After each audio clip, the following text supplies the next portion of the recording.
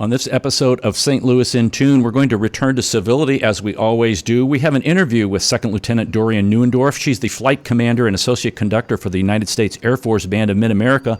We're also going to talk about the Airshow and the U.S. Navy Blue Angels, which is going to take place at Scott Air Force Base on May 13th and 14th. Oh, the word for the day, some other stuff, and don't forget, we'll always like to end with some funny things. Now, St. Louis in Tune.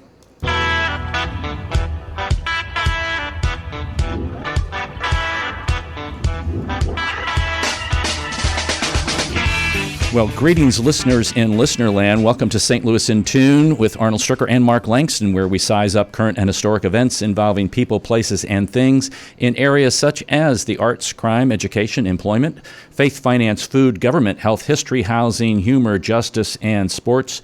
We originate from and connect the gateway city to our country's current cultural fabric and lives. Mark Langston is on assignment, so we are going to go right away into our return to civility. And for those of you who are listening right now, it is May, and it's right before Mother's Day. So I'm going to read you a Mother's Day kind of return to civility. Call your mom and thank her for giving birth to you. Why is it that the people to whom we owe the most are the ones we acknowledge the least frequently?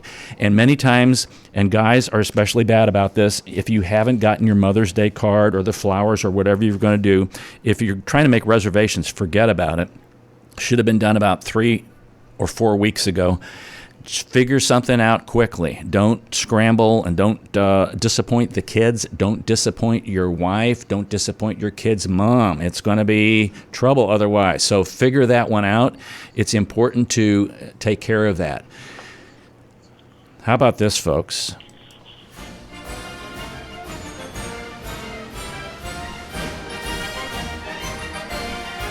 So here is the test. What branch of the service are we talking about? We are talking about the United States Air Force. And we have Second Lieutenant Dorian Neuendorf on the line. Dorian, how are you today? I'm doing great. How are you?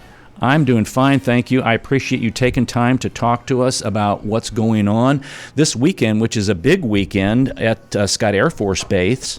And your group that you're involved with, the band over there, is going to be playing at that event and also at some other events. So we're going to kind of take this apart a little bit. First of all, what's your background? Tell us a little bit about who Dorian is. Sure. I'm happy to be here. Thank you for having me. I'm a second lieutenant, so I've been in the Air Force just about a year and a half. So I'm pretty green in my career, but I love what I do, get to work with amazing musicians. My background is in classical music, so I'm a bassoonist, and so I studied bassoon in my undergraduate degree and a graduate degree in conducting. Some experience conducting orchestras and bands, working with a variety of ages and groups. But I really love working with our folks here at the Band of Mid-America. Now, you have also done, you were a finalist for the American Prize in Conducting. What is that all about? Sure. That's a national prize. There are a variety of categories reviewed by by a board of folks who work in the same industry, and you're selected by. It's actually pretty cool. You submit a video submission or recording, depending on the category.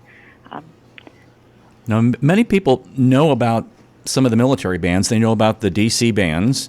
The Army and the Navy and the Air Force and the Marine Corps, and I believe even the Coast Guard have bands in Washington, D.C. But some people don't know that there are bands all over the world, and even one over at Scott Air Force Base. So tell us about the United States Air Force Band of Mid-America. What's the background on that?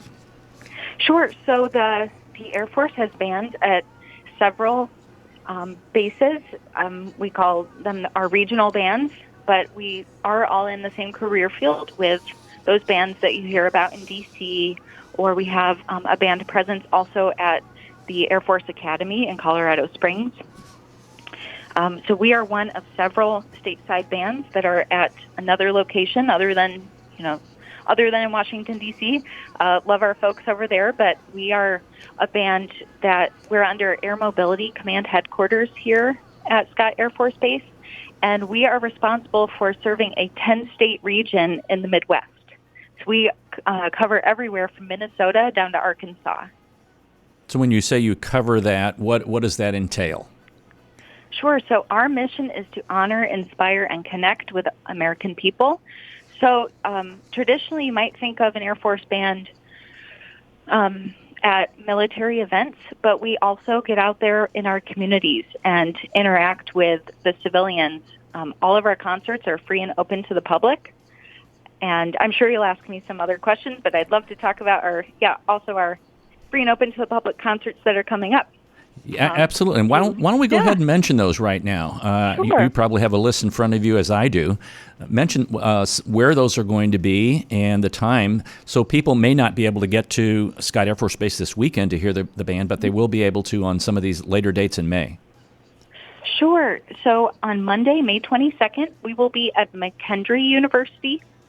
On Wednesday, May 24th, we will be at the Skip Vera Center at Chaminade School in St. Louis.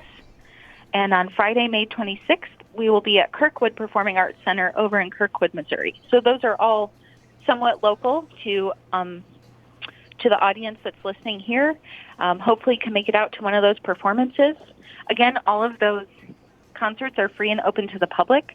We do recommend reserving tickets ahead of time, and you can do that at afbandtix.com.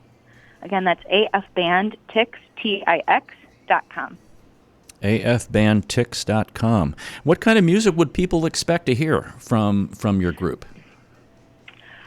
We have a great variety on the program. So we've got some classical selections, some big band pieces, including The Great Gate of Kiev and Molly on the Shore. We've got a couple solos featuring some of our musicians, including a clarinet solo by WC and a flute solo by Mike Maurer. We also have vocalists who will be featured singing some show tunes and jazz. Additionally, we'll be performing some music from Saving Private Ryan, Hymn to the Fallen by John Williams, America the Beautiful, and a couple other selections. We've got a good balance depending on a little bit of something for everyone.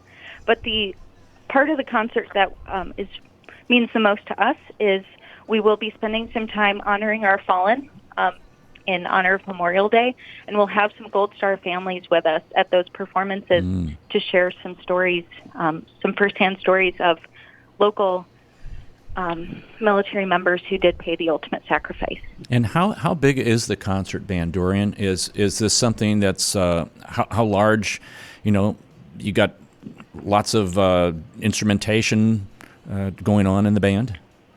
Yeah, we are a 45-piece concert band, so a pretty full band, although it's more of a true wind ensemble. If you're familiar with, if you go to a lot of band concerts, or maybe you've got maybe a clarinet player who's in a high school band and you see rows and rows. So sometimes those get a little bigger than what we have going on, but we've got pretty true to one on a part for if anyone's really into band logistics out there.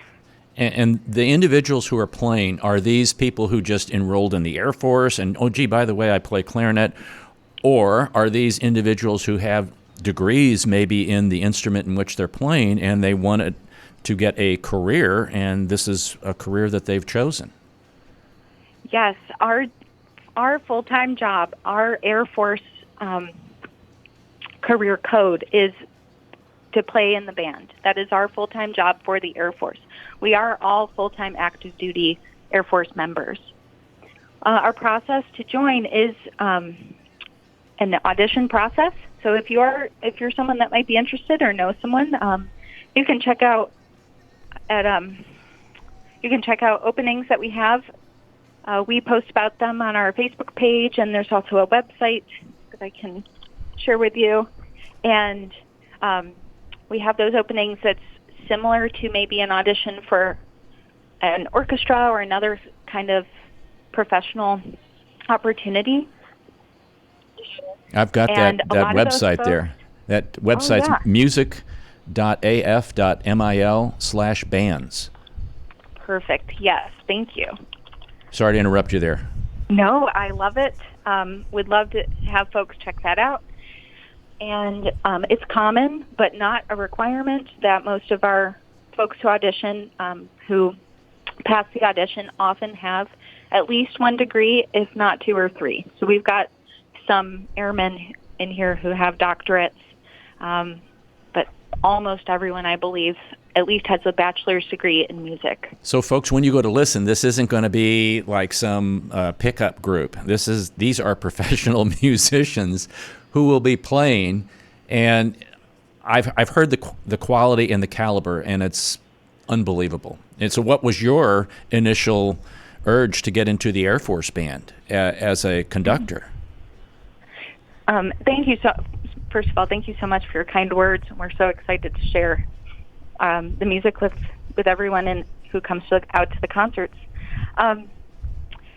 What we do is so special, and it's really just, for me personally, kind of a dream come true to be able to be part of what it means to be in the Air Force Band.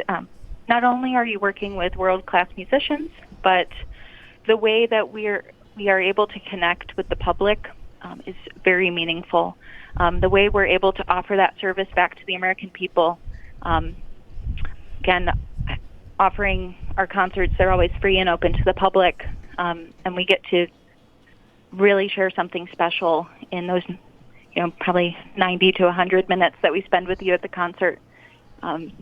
So those are the most impactful experiences, and really looking forward to sharing those moments with you. Now, I have read in some materials that there's also a couple other groups, Roots in Blue, which is kind of like a rock band, and then the Airlifter Brass Ensemble. Are these members of the overall concert band, and will they be performing also when you're going to be doing these performances? Great question, and happy to answer. I apologize if I get to the weeds for us, but yes, all of our musicians, when they audition, they prove that they're multi-capable in their instrument and ready to play in a variety of groups. So most of our musicians do play in some small group, like a brass quintet or a rock band, and then, as needed, also perform it in the concert band. And we don't try to overtask them too much, so they're not necessarily always performing in both groups. So we try to, make sure they have time to sleep and eat and all that, but they're quite busy with a variety of performances.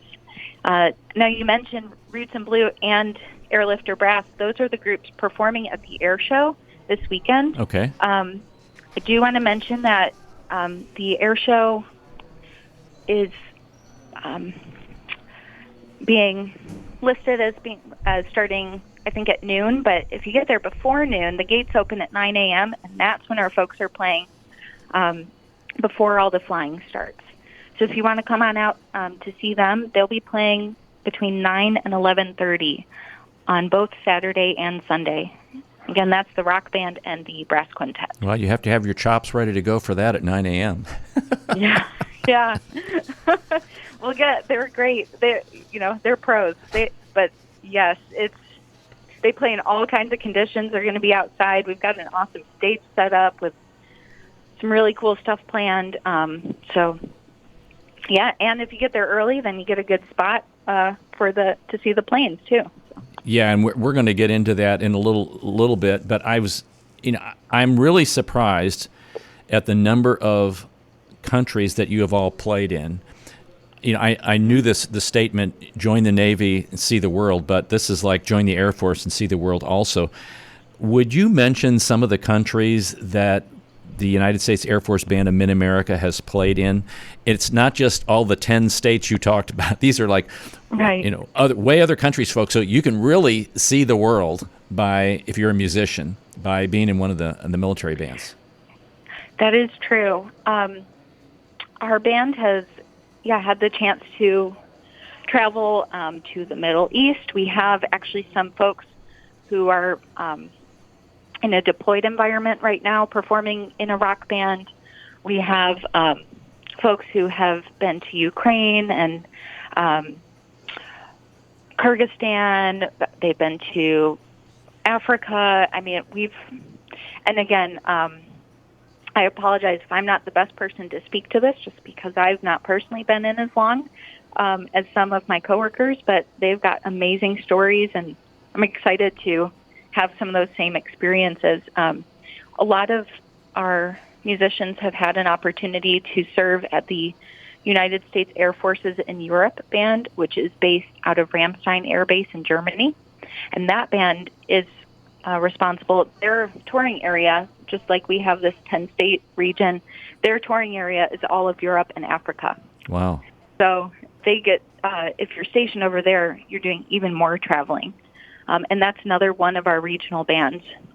And I won't bore you too much with the, minutia of what does regional band mean and all of that. But if you are in that career field, there's an opportunity to be stationed at different bases at different points in time. And the fact that you get to meet a variety of distinguished individuals. I'm reading from a list here: Pope John Paul II, presidents, George W. Bush, President Clinton, H.W. Bush, Jimmy Carter, the Queen of the Netherlands, and other foreign leaders and U.S. leaders. It's something that I don't think people grasp. Is you see people on television, or you read about them or hear about them on the radio, and then when you get a chance to see them in person, and many times band members get to see them up close because of the proximity of where they're located. It's got to be a really thrilling experience and just a memorable, once-in-a-lifetime kind of experience. It is. Again, I feel like I'm just at the start of my career, so I haven't experienced that myself too much, but you're totally correct. We get to be a part of really amazing moments in history, and they're really memorable, and we are happy to be there, again, sharing those moments with each other and with the American people. Well, what we're going to do is we're going to take a brief break, and when we come back, we're going to ask Dorian about the Airshow a little bit, and she's going to tell us from her perspective as a musician what you will all be seeing and listening to. So don't go away. This is Arnold Stricker with Mark Langston of St. Louis in Tune. We'll be right back.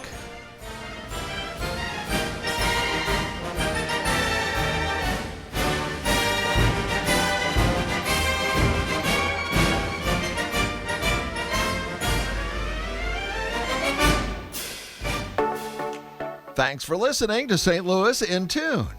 On each and every show, we strive to bring you informative, useful, and reflective stories and interviews about current and historic issues and events that involve people, places, and things. Hey, we cover a wide range of content in the arts, crime, education, employment, faith, finance, food, health, history, housing, and humor, justice, and sports, and that's just to name a few. While St. Louis in Tune originates from the Gateway City and covers local topics, we connect to what is going on nationally as well. If you missed any of our previously aired programs of St. Louis in Tune, simply visit stlintune.com. That's stlintune.com. There you'll find every show from our first to our most current. Use the search engine and look for a show that might interest you. And if you have an area that you'd like us to examine deeper, let us know. Just drop us a line at stlintune@gmail.com. That's stlintune@gmail.com. St. Louis in Tune, heard Monday through Friday on the usradionetwork.com and many great stations around the U.S. and, of course, right here in St. Louis. Our website again is stlintune.com. stlintune.com.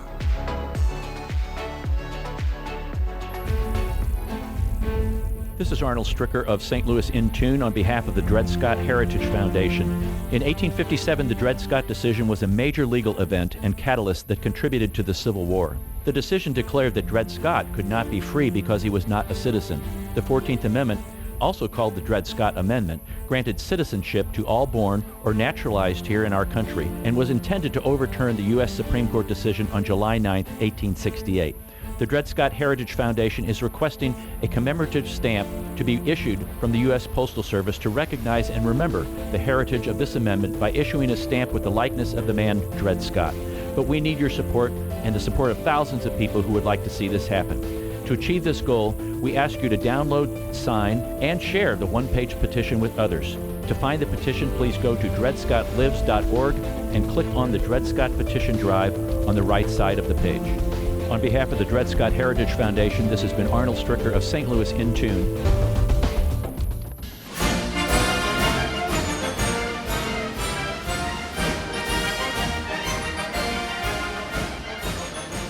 Welcome back to St. Louis in Tune. This is Arnold Stricker with Mark Langston. Mark is on assignment, and he will be back for our next show. I love listening to that. I'm just going to pipe it up a little bit more here.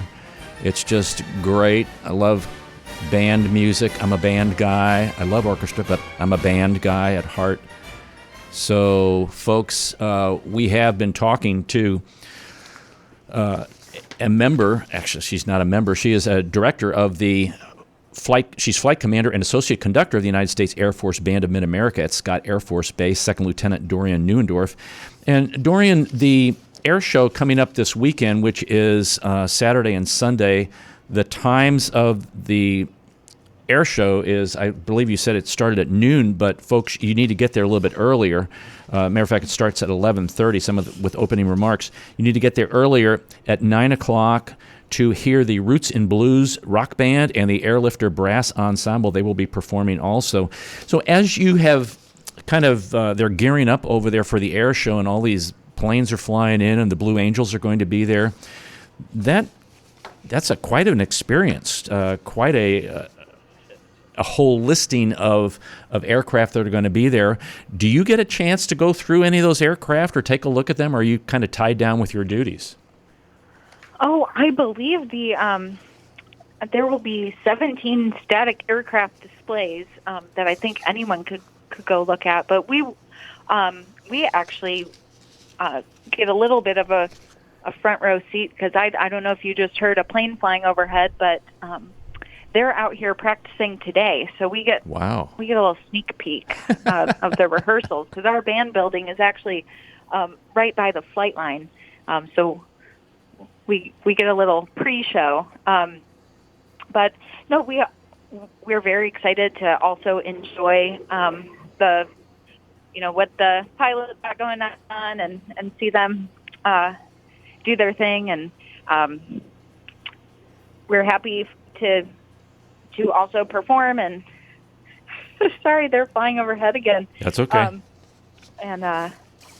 No, we're just looking forward to it. This is a huge undertaking for Scott Air Force Base and for our senior leaders over here putting this together. And we're, of course, happy to support and happy to welcome members of the public who are here to see a little bit of what we do as the band, but then also what the Air Force does and how grateful we are to be part of this community. Now, would you please review again the performances that you're going to be having this weekend and then the performances later on in May for our audience? Sure thing. So we will be out there Saturday and Sunday. That's this Saturday and Sunday, May 13th and 14th. You can catch the band performing from 9 o'clock to 11:30, and then we'll stop playing when it's time for the pilots to take to the sky and do their thing. So that's both this Saturday and Sunday at Scott Air Force Base as part of the air show. We have a stage that will be out there, so I don't think it'll be hard to miss us. Just got to get there a little early. And then we're right into concert band, so we'll be rehearsing and getting ready to put on some shows for you there. Those are May 22nd. That's a Monday at McKendree University. Wednesday, May 24th at Skip Bura Center at Chaminade School in St. Louis, and Friday, May 26th, at Kirkwood Performing Arts Center in Kirkwood, Missouri. All of those are in the evening at 7 p.m., and tickets for those are free and open to the public, but we do recommend reserving tickets ahead of time. You can do that by going to afbandtix.com. That's T-I-X for Tix, so that's afbandtix.com. Second Lieutenant Dorian Neuendorf, we appreciate you taking time out of your schedule and in prepping for this weekend to talk with us on St. Louis in Tune about the band and what they're going to be doing at the Airshow and also later on in May for the concerts. Best luck to you and wishes. Thank you. Thank you so much for having us and letting us share a little bit about what we do with you. We appreciate Dorian. Take care. Thank you. We're sending her off, folks, into the wild blue yonder.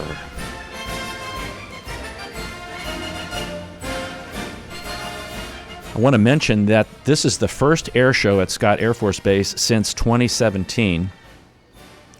And there are air shows, used to have air shows down at the riverfront for the VP Fair, and Chesterfield also has air shows. Matter of fact, the Blue Angels are going to be performing this weekend, and we're going to be talking about them, not with them. We're going to be talking about them in a little bit, but they will not be back in the area for a year. They will be performing in Chesterfield in the summer of 2024. So this is an opportunity. It's a rare opportunity to see the Blue Angels flying, and we're going to go into a little history about them and give you some insight from one of their first commanders, actually, one of the gentlemen who organized this particular group.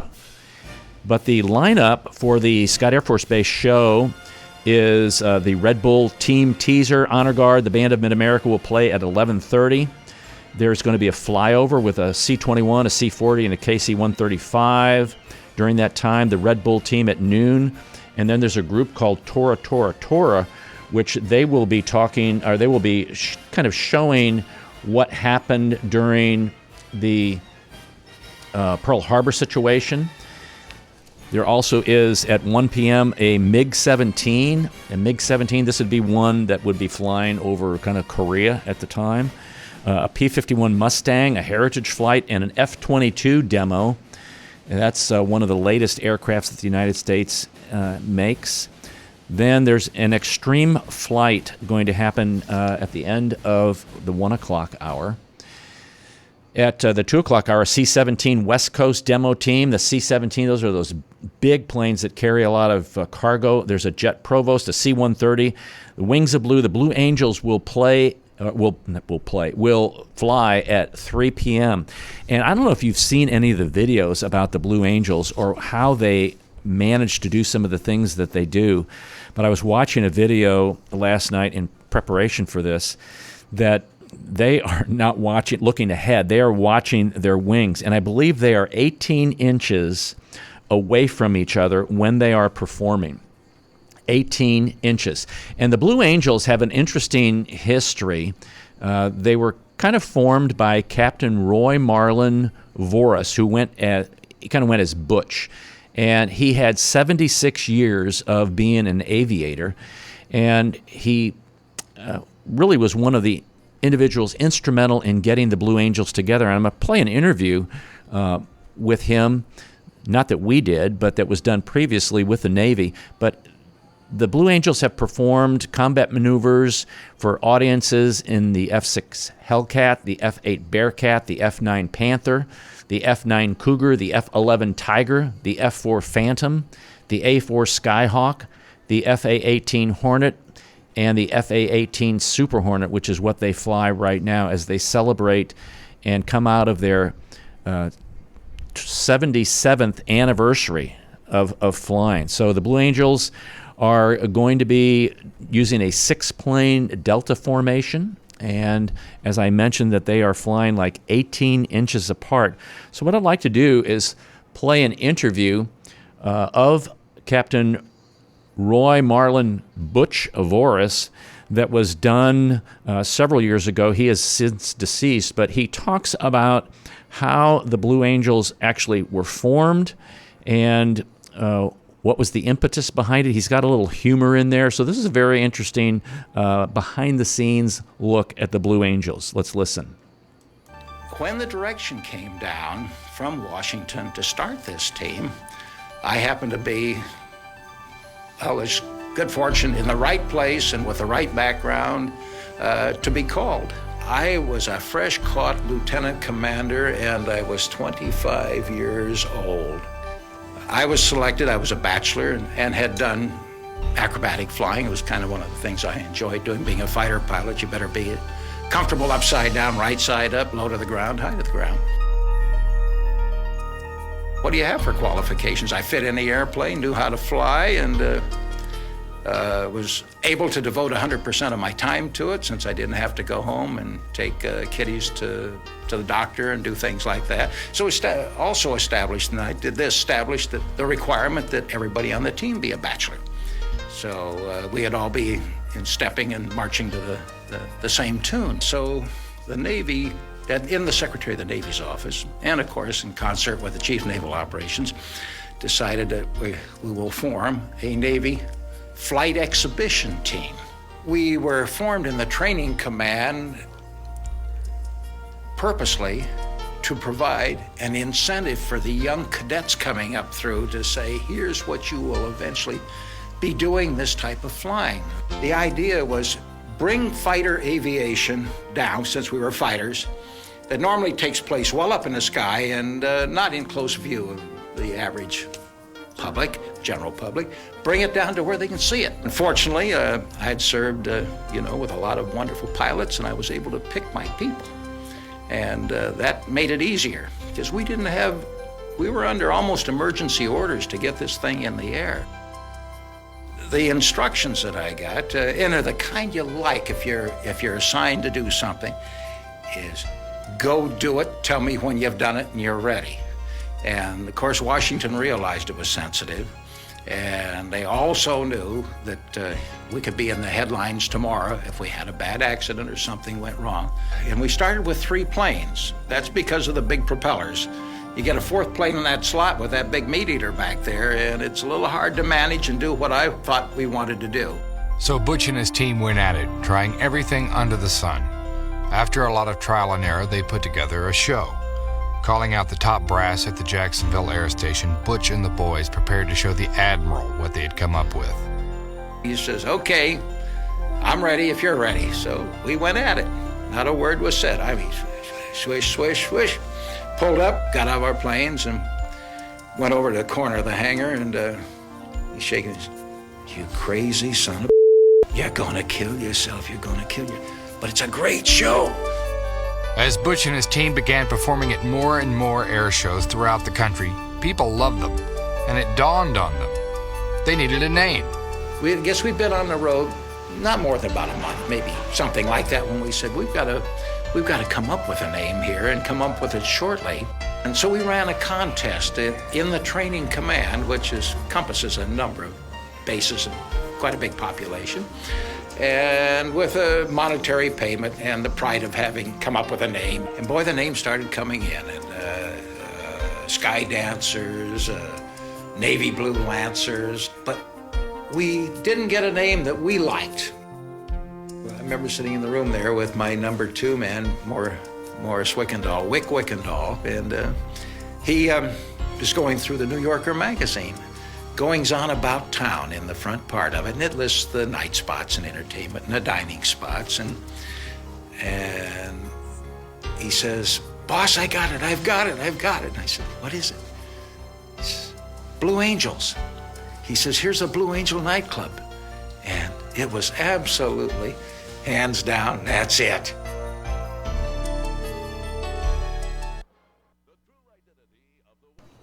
Wow. That's pretty incredible that they got their name from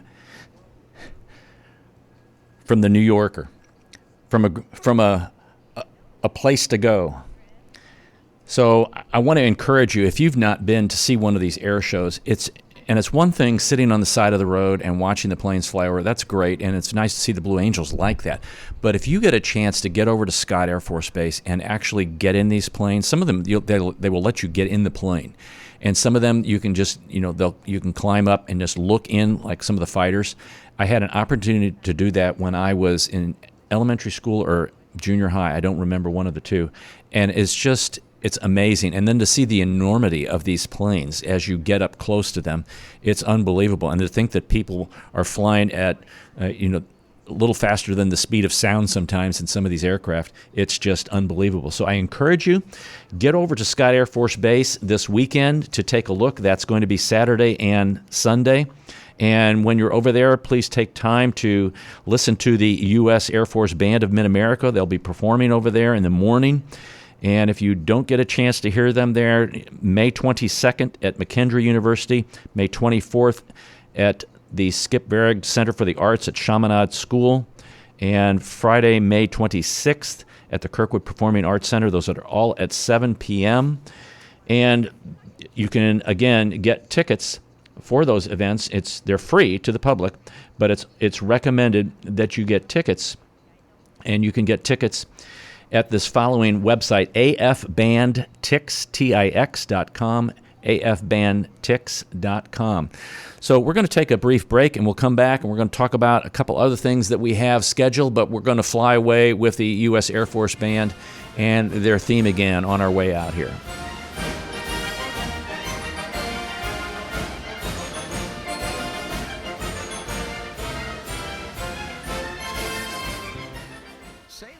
In Tune strives to bring you informative, useful, and reflective stories and interviews about current and historic issues and events that involve people, places, and things. Our topics cover a wide range, such as the arts, crime, education, employment, faith, finance, food, health, history, housing, humor, justice, and even sports. And that's just to name a few. While St. Louis in Tune originates from the Gateway City and covers local topics, we connect to what is going on nationally as well. If you enjoy what you hear, please take time and like and share and subscribe to this show and listen to other previous shows that can be found on our website, stlintune.com. That's stlintune.com. Or on your favorite podcast platform. That's stlintune.com. stlintune.com. And if you've got an idea that you'd like for us to examine a little deeper, let us know by dropping us a note at stlintune@gmail.com. That's stlintune@gmail.com. St. Louis in Tune, heard Monday through Friday on the usradionetwork.com and many great radio stations around the U.S. and, of course, right here in St. Louis. Our website again is stlintune.com. We want to hear from you. stlintune.com.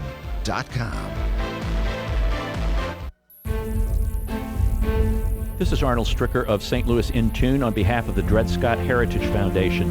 In 1857, the Dred Scott decision was a major legal event and catalyst that contributed to the Civil War. The decision declared that Dred Scott could not be free because he was not a citizen. The 14th Amendment, also called the Dred Scott Amendment, granted citizenship to all born or naturalized here in our country and was intended to overturn the U.S. Supreme Court decision on July 9, 1868. The Dred Scott Heritage Foundation is requesting a commemorative stamp to be issued from the U.S. Postal Service to recognize and remember the heritage of this amendment by issuing a stamp with the likeness of the man Dred Scott. But we need your support and the support of thousands of people who would like to see this happen. To achieve this goal, we ask you to download, sign, and share the one-page petition with others. To find the petition, please go to dredscottlives.org and click on the Dred Scott Petition Drive on the right side of the page. On behalf of the Dred Scott Heritage Foundation, this has been Arnold Stricker of St. Louis in Tune.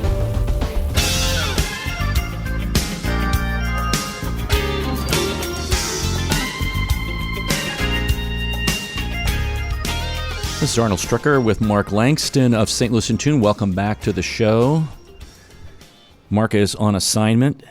Hey, I want to let you know our word of the day. We missed that last time, our word of the day. This is a good one, and I'm going to tell you what it means before I pronounce it for you. Actually, I'm going to give you the sentence. I'll give you the sentence and see if you can figure out what the word means. When the dog walker wanted to change direction, The pervicacious Yorkie dug her nails into the ground and glared. Let me repeat that again. When the dog walker wanted to change direction, the pervicacious Yorkie dug her nails into the ground and glared. So what do you think it means?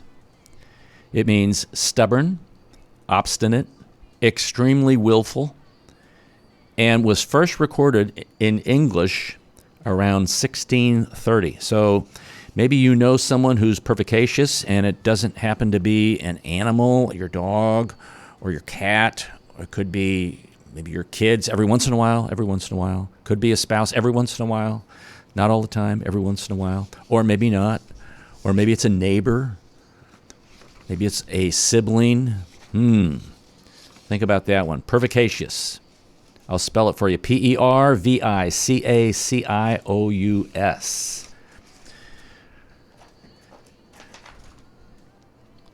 So we've got some other things to celebrate here in the metropolitan St. Louis area. We did this on a show a couple times ago. These are anniversaries or birthdays. The Wyman Center is 125 years old this year. The Wyman Center started as a camp for young people from lower income communities, and then became like a residential camp, and then for some social emotional programming and leadership training that the nonprofit would do. And it's now currently a three-week residential camp, and it's just one component of a much larger array of services that's offered in schools and communities.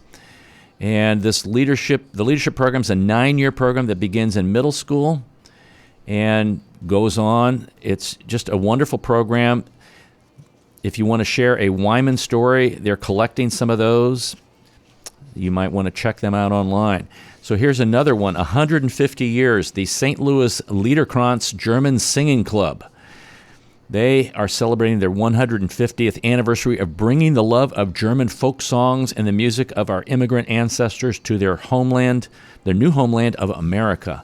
So 150 years for the Liederkranz German Singing Club. Another one, this is the Mind's Eye. When Mind's Eye founder, Father Boniface Wittenbrink, was approached years ago about starting a radio information service to help people with blindness and visual disabilities, he didn't think he could do it, but he said, I will try. So Mind's Eye, they are actually located over at the Our Lady of Snows Shrine in Belleville. And you may remember in one of the last big storms that came through, their antenna came down, their tower came down. But what they've done is they employ 8 full-time and part-time workers, about 190 volunteers.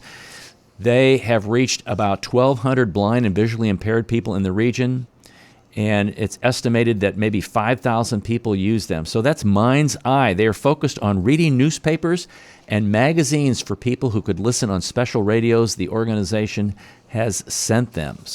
Great organization there, great organizations. A lot of these are, folks.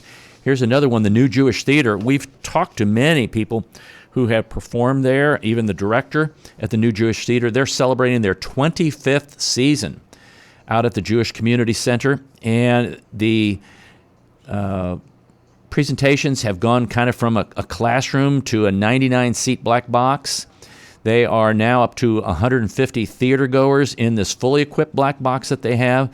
So please take time to go see some events out at the New Jewish Theater. I know we will be talking to some of those individuals who perform in those and also direct those things. And we've talked about some of these other ones. I'm skipping some things right now. We're getting to the St. Louis Art Fair is celebrating 30 years, 30 decades.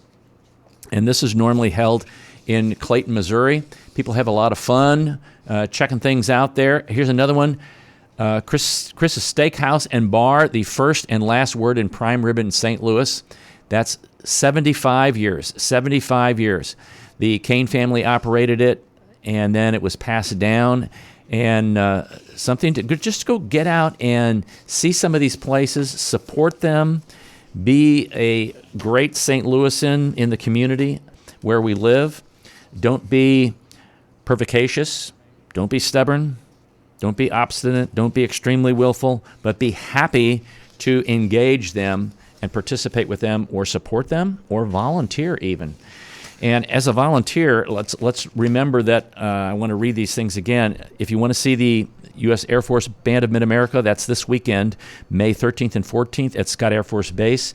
They are performing starting at 8:30, some of the jazz band and some of the brass group. But the band will perform at 11:30. Also, you can hear them May 22nd at McKendree University, May 24th at Chaminade School, May 26th at the Kirkwood Performing Arts Center. So don't forget about those things. Don't forget about the Airshow that's going on the 13th and 14th. If you don't have anything going on, it might be a great place to take Mom, especially if Mom likes the Blue Angels. So we've now come to the point where it's time for some humor.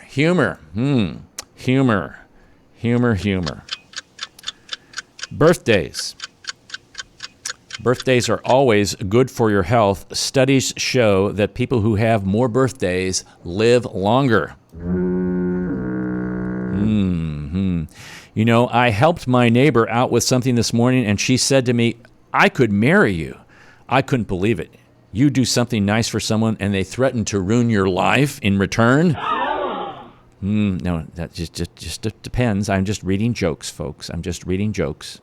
So don't worry. Don't worry.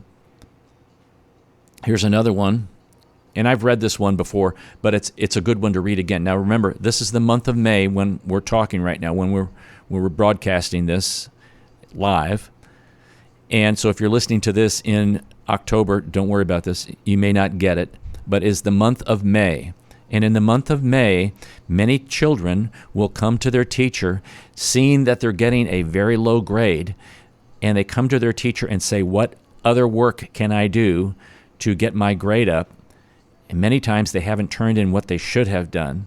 So here is the joke. The student says, "Hey, can I get something to help my grade?" The teacher says, "Well, it's May." The student says, "Well, sorry, may I do something to help get my grade up?"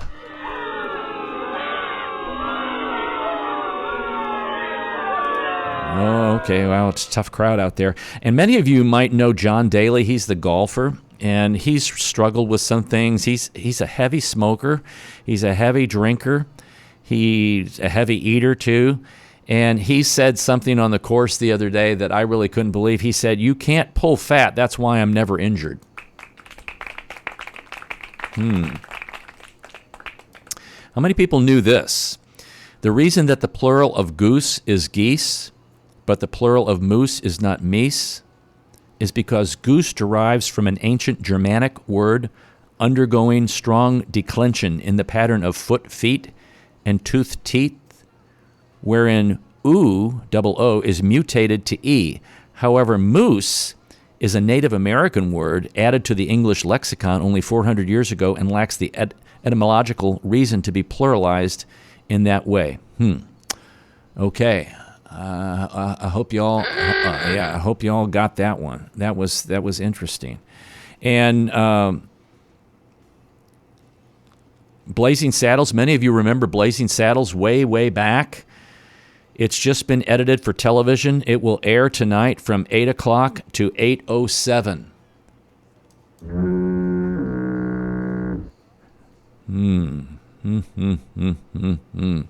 So moms, sometimes they change over the course of time, and this is a great one for Mother's Day. Moms now versus moms then. Moms now versus moms then. So moms now would say, "That word is inappropriate." Moms then would say that again and I'll wash your mouth out with soap. Moms now would say, "Good job trying one bite of the dinner I made. Now you can have mac and cheese." Moms then would say, "You'll eat what I make whether you like it or not. There are starving children in the world." Moms now would say, "I can see you're upset. Take a deep breath and use your words." Moms then would say, "You better stop crying or I'll really give you something to cry about." Moms now would say, "You can walk around the block by yourself. I'll drive you. Text me when you need a ride back." Moms then say, you want to go out? Take your bike. Just be home before dark. You know, there was a recent astronomy kind of vision the other day. It was that pink moon. You know, it seems like there's always some kind of moon going on. There's the blue moon, there's the pink moon, there's the full moon, there's the harvest moon, there's all these kinds of moons. But with the pink moon, I don't know if you got to stay up to the right time. And sometimes it's like, I got tired of waiting for the pink moon, so I put a slice of bologna on the window. Well, Okay, so this is somebody who has really gotten the urge to do better with their health and exercise a little bit more. And many of you have done that after the new year, but you've kind of maybe fallen off a little bit. Well, I want to encourage you with this. This person was going out to buy a treadmill. And they said, can I try it out first? And the salesperson said, sure. And so that person just pulled out a laundry basket and hung some wet clothes on it. And they said, I like it.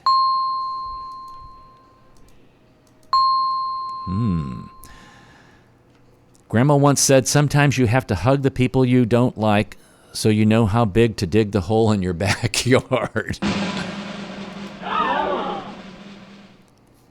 And then there's the person who thinks they're worth more when they go to get a job interview or go for their job review. You're asking a pretty high salary for someone with no experience. Well, this job is going to be super hard since I don't know what I'm doing.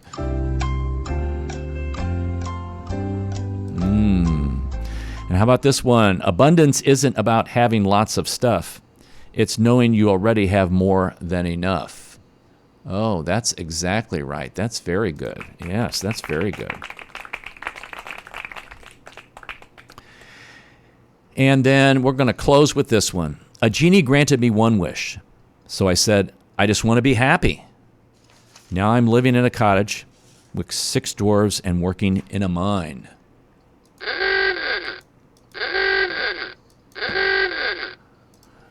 Well, folks, that's all for this hour. Don't forget, when the Martians invade, there's only one race, the human race, and every one of us have different characteristics and is uniquely valuable. St. Louis in Tune is a production of Motif Media Group and the U.S. Radio Network. For St. Louis in Tune, co-host Mark Langston, I'm Arnold Stricker. Remember to walk worthy and let your light shine.